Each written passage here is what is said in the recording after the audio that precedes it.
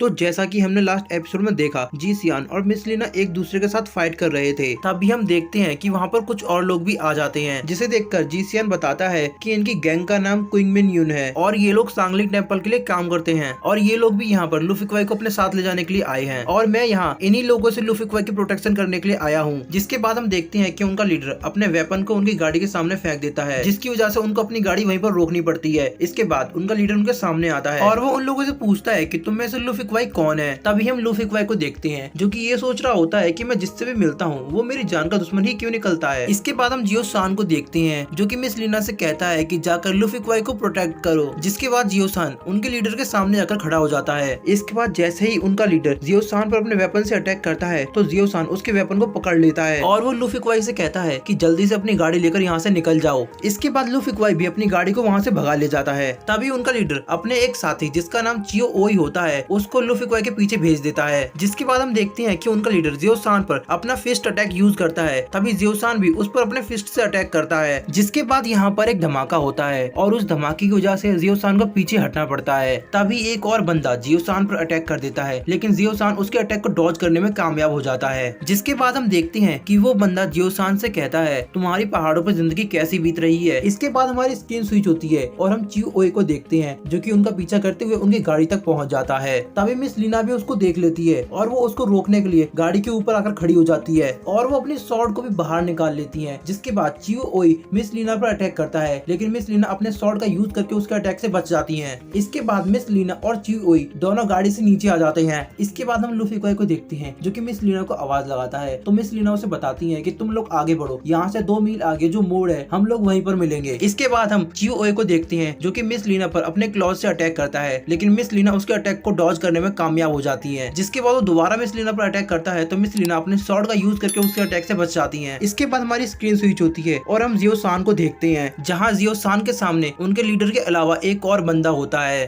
तभी उनका लीडर उस बंदे से कहता है कि जियो सान अब तुम्हारा शिकार है, अब तुम इसका ध्यान रखो और मैं लूफी क्वाई के पीछे जा रहा हूँ। और ऐसा कहते ही वो वहाँ से चला जाता है। इसके बाद हम जियो सान को देखते हैं जो कि उस बंदे पर अपने पंच से अटैक करता है, लेकिन वो बंदा जंप करके उसके अटैक को डॉज कर लेता है। तो जियो सान भी जंप करके उस पर दोबारा पंच मारता है और इस बार जियो सान उसको हिट करने में कामयाब हो जाता है। और इसके बाद हमारी स्क्रीन स्विच होती है और हम उनके लीडर को देखते हैं जो कि लूफी क्वाई तक पहुंच चुका था और वो अपने वेपन का यूज करके उनकी गाड़ी को पलटा देता है। जिसके बाद हम लूफी क्वाई को देखते हैं जो कि गाड़ी से काफी दूर जाकर गिरता है और वो गिरते ही बेहोश हो जाता है। तभी हम यूलिंग को देखते हैं जिसका हाथ घोड़ों की रस्सी में फंस गया था और घोड़े उसे अपने साथ खींचते हुए ले जाते हैं। इसके बाद हम फैन को देखते हैं जो कि पहले ही जंप कर चुका था, इसकी वजह से वो बच जाता है। इसके बाद फैन उनके लीडर से बोलता है कि तुम अब हमारे स्कूल के डिसाइबल्स को परेशान कर रहे हो और मैं तुम्हें इसके लिए बिल्कुल भी नहीं छोड़ूंगा। और इसके बाद फैन अपने बैम्बू स्वॉर्ड से उस पर एक अटैक करता है जिसका नाम 30,000 मील्स होता है और ये अटैक काफी पावरफुल होता है, लेकिन वो बंदा अपनी 2 उंगलियों से उसके स्वॉर्ड को रोक लेता है। ये देखकर फैन काफी ज्यादा हैरान होता है। इसके बाद वो बंदा उसकी स्वॉर्ड के साथ ही उसको भी जमीन पर पटक देता है, जिसकी वजह से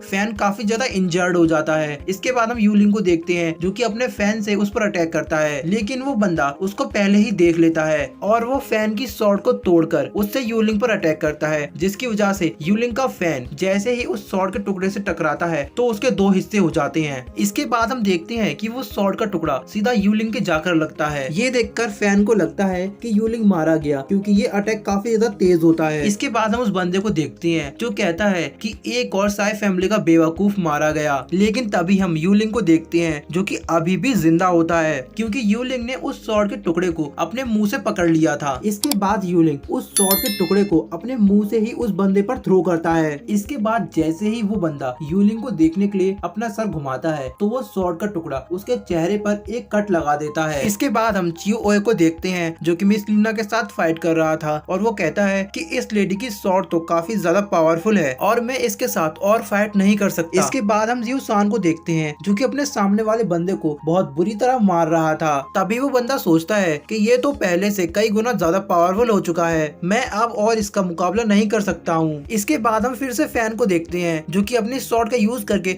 दोबारा से उस पर अटैक करता है, लेकिन इस बार भी वो आदमी अपने वेपन का यूज करके फैन को रोक लेता है और वो उससे कहता है कि तुम तो अपने फादर से भी बेकार वॉरियर हो। जिसके बाद वो बंदा फैन को एक लात मारता है जिसकी वजह से फैन काफी दूर जाकर एक पत्थर से टकराकर नीचे गिर जाता है। इसके बाद हम लूफी क्वाई को देखते हैं जो कि अब होश में आ चुका था। तभी हम उस बंदे को देखते हैं जो कि लूफी क्वाई के पीछे ही होता है। तभी यूलिंग उसके पीछे से उस पर अटैक करता है, लेकिन वो बंदा पहले ही यूलिंग को देख लेता है और वो अपने वेपन से उसको हिट करता है, जिसकी वजह से वो भी दूर जाकर गिरता है। इसके बाद वो बंदा यूलिंग को जान से मारने के लिए अपने वेपन से उस पर अटैक करने वाला होता है, लेकिन तभी लूफी क्वाई उसको ऐसा करते हुए देख लेता है और वो अपनी स्वॉर्ड को लेकर उस पर अपनी flower in the cloud technique को यूज करने के लिए आता है। लेकिन वो बंदा पहले ही लूफी क्वाई को ऐसा करते हुए देख लेता है और जैसे ही लूफी क्वाई उसके नजदीक आता है तो वो अपने हाथों से उसके सर को पकड़ लेता है, जिसके बाद वो लूफी क्वाई के सर पर अपनी एक टेक्निक का यूज करता है, जिसकी वजह से लूफी क्वाई वहीं पर बेहोश हो जाता है। और ये देखकर यूलिंग काफी जोर से चिल्लाता है, जिसकी आवाज मिस लीना सुन लेती है। इसके बाद मिस लीना देखती है कि उनका लीडर लूफी क्वाई को पकड़कर अपने साथ ले जा रहा है, तो मिस लीना उसको रोकने के लिए अपनी स्वॉर्ड से उस पर अटैक करती है, लेकिन वो बंदा अपने वेपन का यूज करके मिस लीना की स्वॉर्ड को रोक लेता है। इसके बाद हम देखते हैं कि वो बंदा लूफी क्वाई को अपने साथ लेकर काफी दूर निकल आता है। इसके बाद हम लूफी क्वाई को देखते हैं जो कि एक ख्वाब देख रहा था।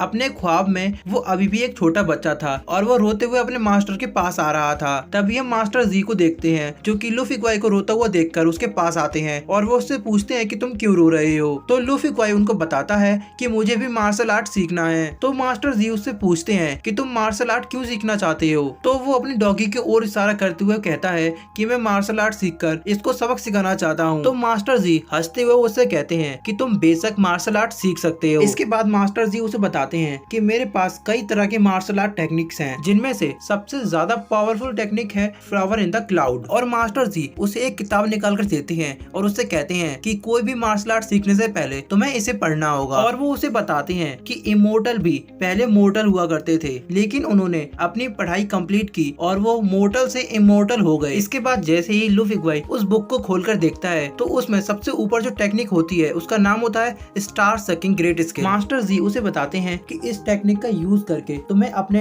अपोनेंट को टच करना है और तुम जैसे ही इस टेक्निक का यूज करोगे तो तुम्हारे अपोनेंट की सारी एनर्जी तुम्हारे अंदर आने लगेगी। इसके बाद हम लूफी क्वाई को देखते हैं जो कि अब होश में आ चुका था और वो उस बंदे से कहता है कि मुझे नहीं पता तुम इस टेक्निक के बारे में जानते हो या नहीं, मगर जो भी हो तुम मुझे अपने साथ लेकर आई हो तो अब तुम्हारा बैड लक शुरू हो गया है। जिसके बाद वो उसके हाथ को पकड़ता है और वो यहाँ पर स्टार सकिंग ग्रेट स्किल का यूज करता है, जिसके बाद उस बंदे की एनर्जी लूफी क्वाई के अंदर आने लगती है और वो काफी कमजोर पड़ जाता है। जिसके बाद वो जमीन पर गिर जाता है, लेकिन जमीन पर गिरने के बावजूद भी लूफी क्वाई उसके हाथ को नहीं छोड़ता और वो लगातार उसकी एनर्जी को एब्जॉर्ब करता रहता है। इसके बाद वो बंदा लूफी क्वाई से कहता है कि ये टेक्निक किसी बच्चे की खेलने की चीज नहीं है। तो लूफी क्वाई उसको बताता है कि मैं कोई बच्चा नहीं हूँ, मुझे इस टेक्निक के बारे में सब कुछ पता है। तो वो बंदा हंसते हुए लूफी क्वाई से कहता है कि लगता है तुम्हारे मास्टर ने तुम्हें कुछ भी नहीं सिखाया है। हमारी इंटरनल कल्टीवेशन एनर्जी जहाँ स्टोर होती है वो एक पूल की तरह होता है और हमारी एनर्जी पानी की तरह है। तुम्हारी इंटरनल स्ट्रेंथ अभी इतनी नहीं है कि तुम मेरी एनर्जी को भी संभाल सको। वैसे मेरा काम बस इतना था कि मैं तुम्हें पकड़कर सांगलिंग टेम्पल ले जाकर छोड़ दूं, लेकिन अगर तुम मरना चाहते हो तो तुम्हारी इच्छा मैं पूरी जरूर करूंगा। और इसी के साथ हमारा आज का ये एपिसोड भी एंड हो जाता है।